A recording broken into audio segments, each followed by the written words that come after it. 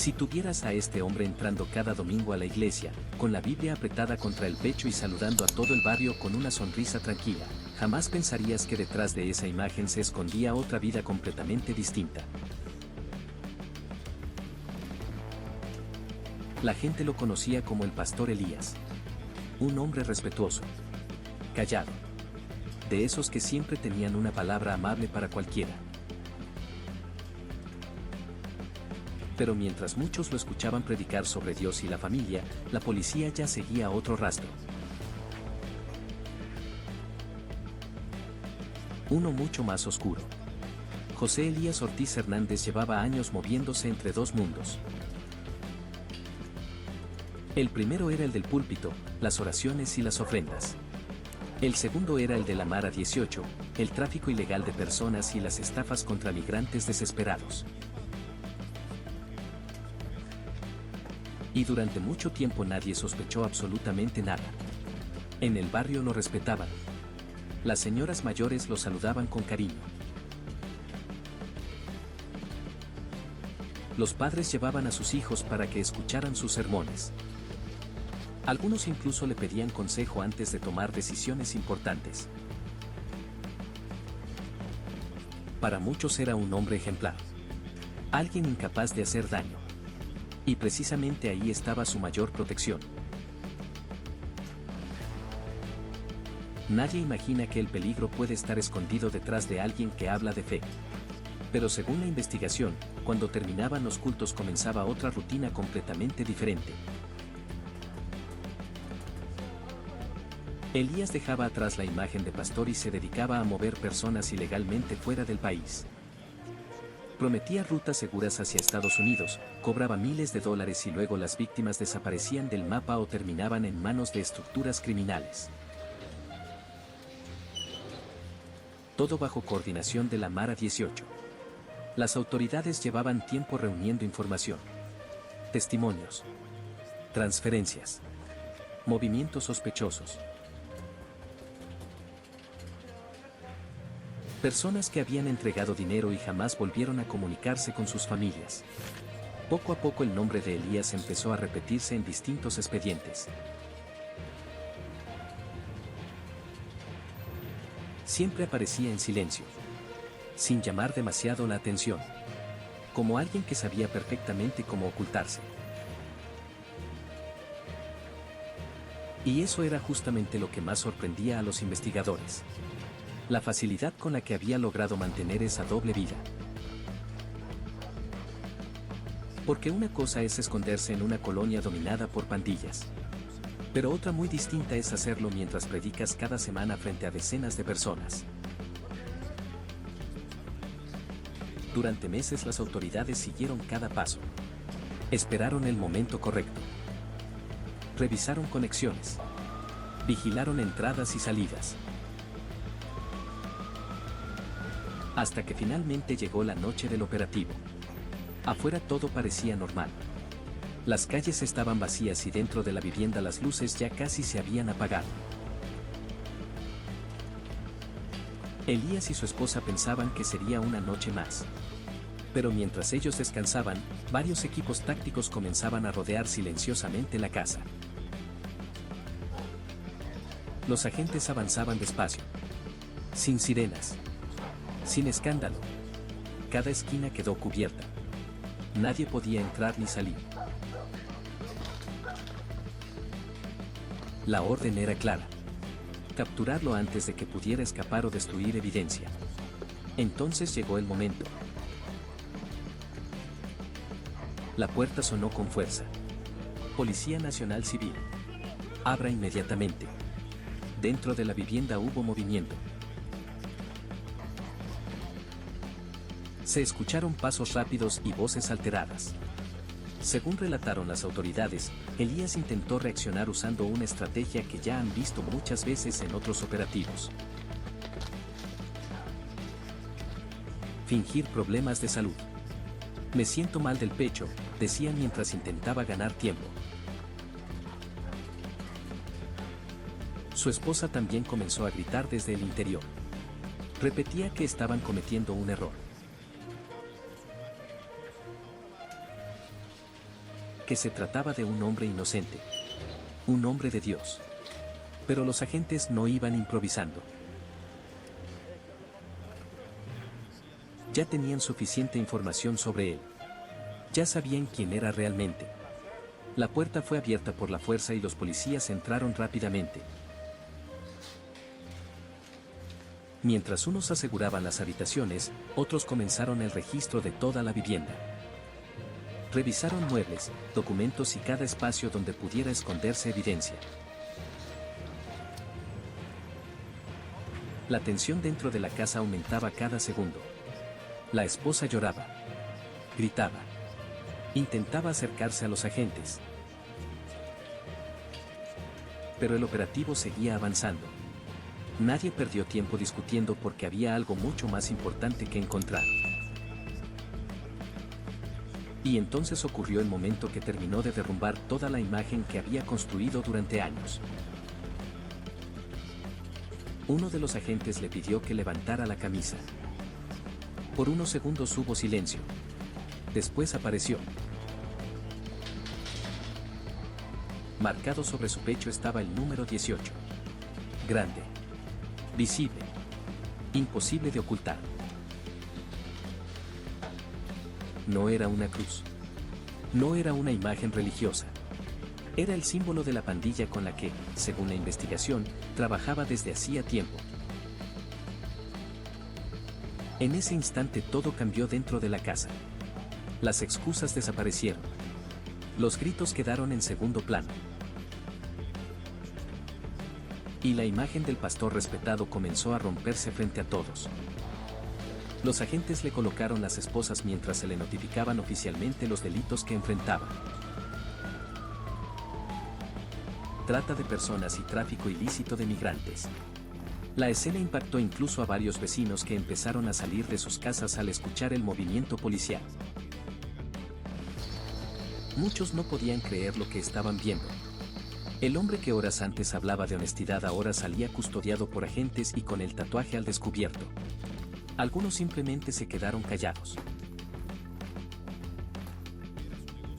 Otros miraban desde lejos intentando entender cómo nadie había visto señales antes.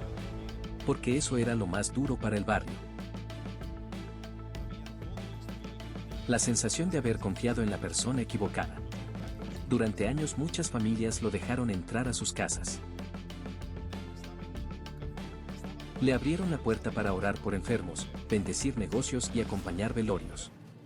Había personas que incluso lo defendían antes de conocer todos los detalles del caso. Decían que era imposible que un pastor estuviera involucrado con estructuras criminales. Pero las autoridades sostienen otra cosa.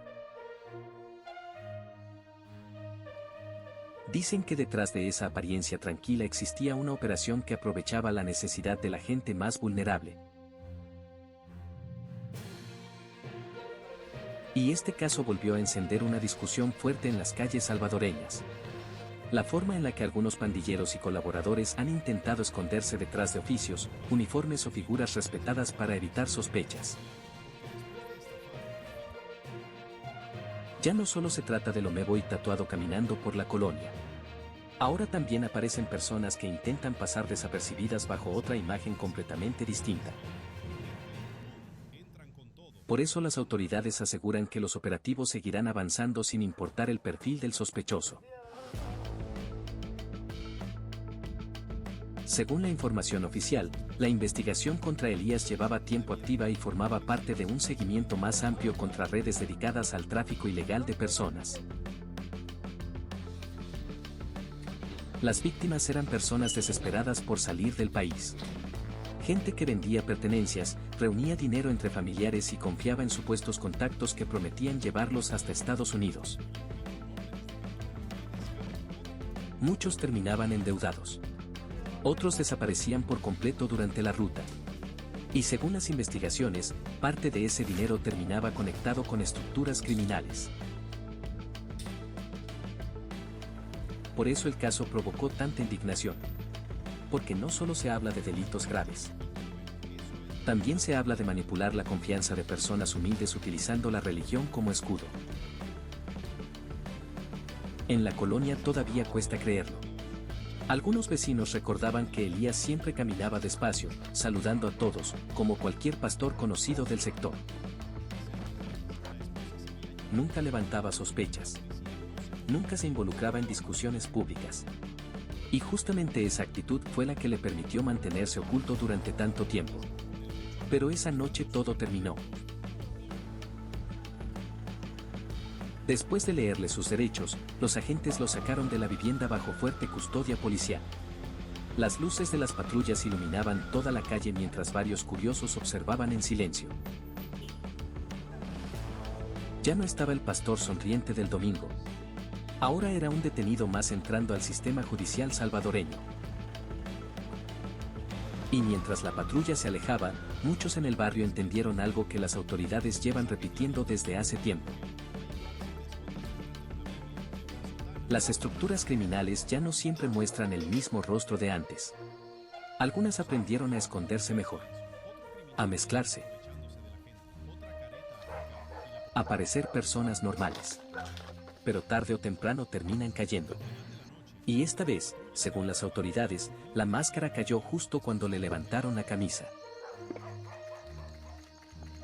El caso de José Elías Ortiz Hernández sigue generando reacciones porque toca uno de los temas más sensibles para cualquier comunidad, la confianza. Muchos salvadoreños crecieron creyendo que la iglesia era uno de los pocos lugares seguros dentro de barrios golpeados por la violencia. Por eso este operativo tuvo tanto impacto. No era solo la captura de un supuesto colaborador de pandillas.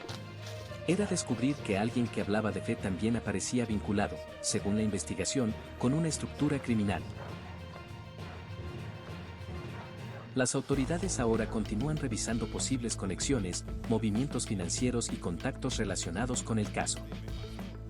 Mientras tanto, en esa colonia donde antes lo escuchaban predicar cada domingo, quedó una sensación difícil de borrar.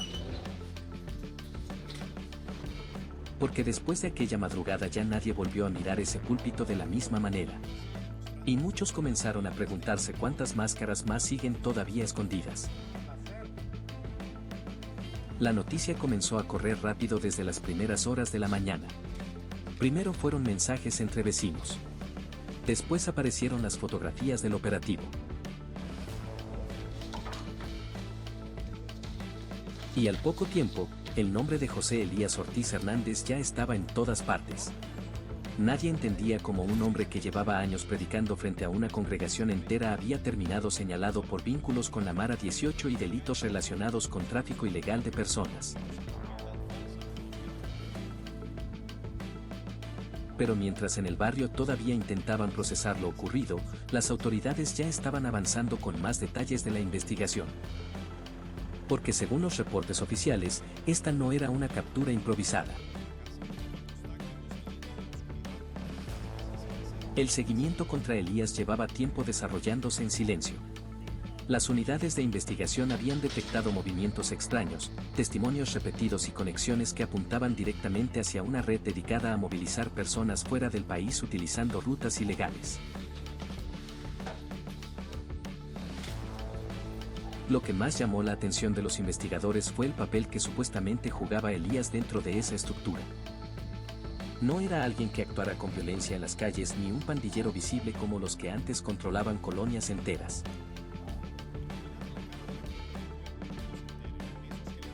Su función era diferente, mucho más discreta, mucho más difícil de detectar.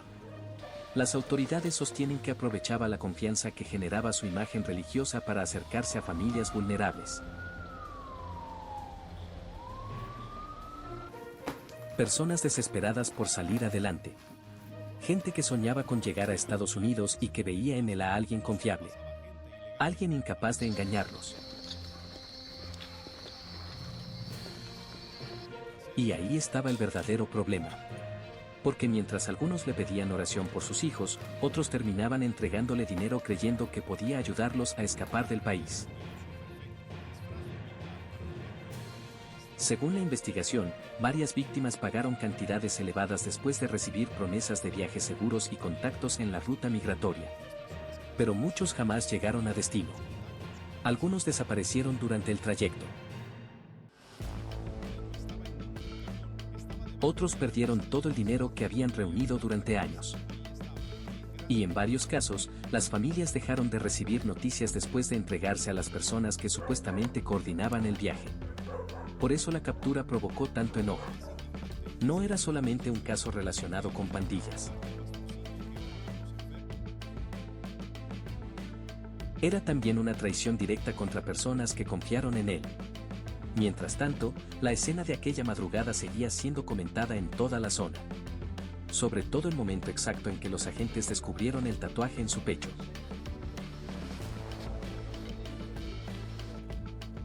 Porque según vecinos cercanos, jamás imaginaron algo así. Algunos decían que siempre vestía formalmente. Otros recordaban que evitaba cualquier problema público. Incluso había quienes aseguraban que muchas veces ayudó económicamente a personas necesitadas del barrio. Y precisamente por eso costaba más aceptar lo que las autoridades estaban mostrando. Pero para la policía aquello confirmaba algo que llevan tiempo advirtiendo.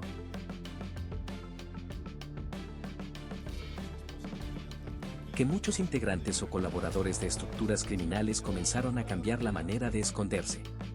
Antes era más fácil identificarlos. Tatuajes visibles. Control abierto de territorios.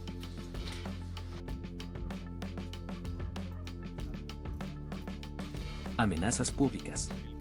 Ahora no siempre funciona así. Con el paso de los años, muchos optaron por perfiles bajos.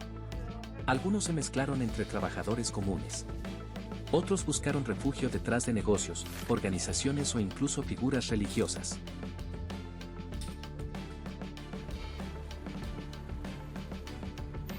Y según las autoridades salvadoreñas, eso obliga a cambiar también la forma de investigar. Porque ya no basta con vigilar las esquinas.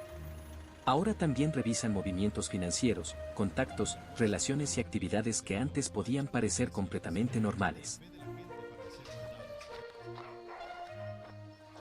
Y este caso terminó convirtiéndose justamente en uno de esos ejemplos. Un hombre que predicaba los domingos terminó señalado por delitos graves y conexiones criminales. La imagen impactó tanto que incluso personas fuera de la colonia comenzaron a reaccionar en redes sociales. Muchos salvadoreños decían sentirse indignados. Otros aseguraban que casos así demuestran por qué las autoridades mantienen operativos constantes en todo el país sin importar quién sea el sospechoso. Porque si algo repiten constantemente los cuerpos de seguridad es esto. Ya no importa cómo luzca a alguien por fuera. Lo importante es lo que aparece en las investigaciones. Y eso fue exactamente lo que terminó hundiendo a José Elías Ortiz Hernández. Según la información oficial, durante el registro de la vivienda también se localizaron elementos que ahora forman parte del expediente abierto por la Fiscalía. Las investigaciones continúan mientras las autoridades intentan determinar el alcance completo de la red con la que supuestamente operaba. Mientras tanto, en el barrio donde vivía, la situación cambió completamente. La iglesia permaneció cerrada durante varias horas después de la captura. Algunos vecinos simplemente evitaban hablar del tema.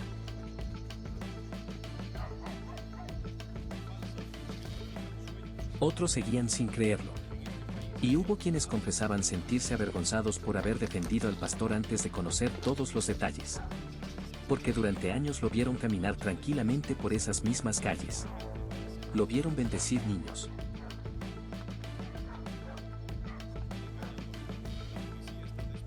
Lo vieron hablar de honestidad. Y ahora aparecía vinculado a una estructura criminal. Eso fue lo que más golpeó a muchos. La sensación de haber sido engañados durante tanto tiempo. Incluso algunos habitantes recordaban que Elías solía repetir constantemente mensajes sobre hacer el bien y mantenerse alejados del pecado. Frases que ahora, después del operativo, suenan completamente diferentes para quienes lo escuchaban cada semana.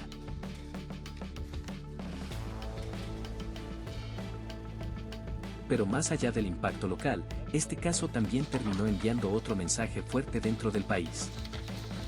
La idea de que las autoridades ya no están enfocándose únicamente en capturar pandilleros visibles. Ahora también buscan a quienes colaboran desde otros espacios.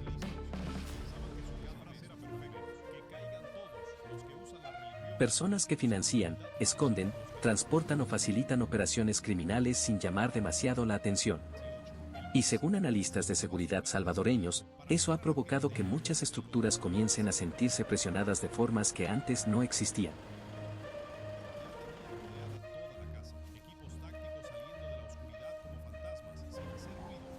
Porque ya no saben exactamente desde dónde puede llegar la investigación.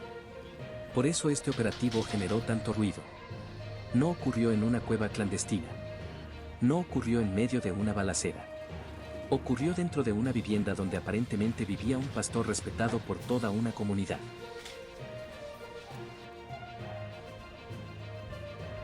Y ese contraste fue precisamente lo que convirtió la captura en una noticia tan fuerte. Las imágenes de la detención comenzaron a circular rápidamente. Las patrullas afuera de la casa. Los agentes entrando al inmueble. Y sobre todo el momento en que el tatuaje quedó expuesto frente a todos. Para muchos salvadoreños, esa escena resumía perfectamente algo que han escuchado durante años. Que algunas de las personas más peligrosas no siempre aparentan serlo.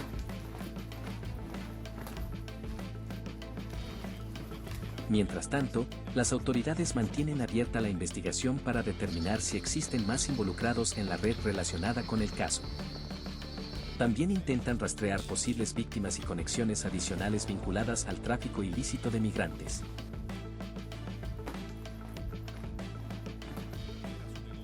Porque según explicaron fuentes oficiales, este tipo de estructuras suelen trabajar en grupos y mover dinero constantemente utilizando intermediarios para evitar ser detectados. Y justamente por eso el operativo contra Elías no terminó con la captura. Ahora viene la parte judicial. Las pruebas recopiladas. Los testimonios. Las conexiones financieras. Todo eso será clave para el proceso que enfrentará en los próximos meses. Pero mientras la investigación continúa avanzando, hay algo que en esa colonia todavía no logran superar. La imagen del supuesto pastor con el número 18 marcado en el pecho.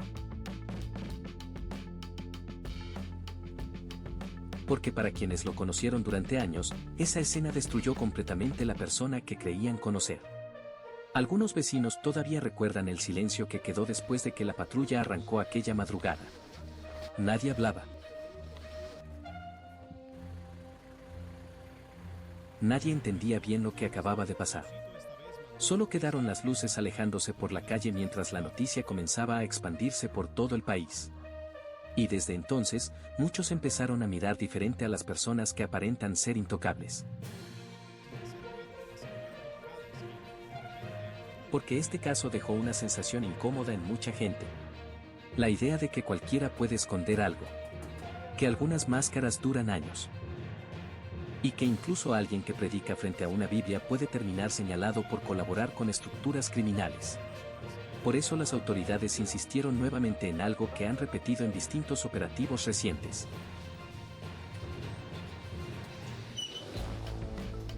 Ninguna imagen pública garantiza inocencia. Ningún cargo religioso, ninguna profesión y ninguna apariencia servirán como protección si existen pruebas de vínculos criminales. Ese es el mensaje que intentan enviar. Y según muchos salvadoreños, precisamente eso es lo que ha cambiado en el país durante los últimos años. La sensación de que ya no existen ciertos intocables que antes parecían moverse libremente sin consecuencias. Ahora las investigaciones avanzan incluso contra personas que antes jamás habrían sido sospechosas públicamente. Y el caso de José Elías Ortiz Hernández terminó convirtiéndose en uno de los ejemplos más comentados precisamente por eso. Porque cayó alguien que nadie esperaba.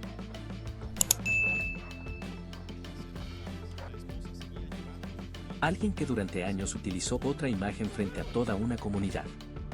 Pero al final, según las autoridades, bastó levantarle la camisa para que todo se derrumbara. Y mientras el proceso judicial apenas comienza, en ese barrio todavía queda una pregunta flotando en el ambiente.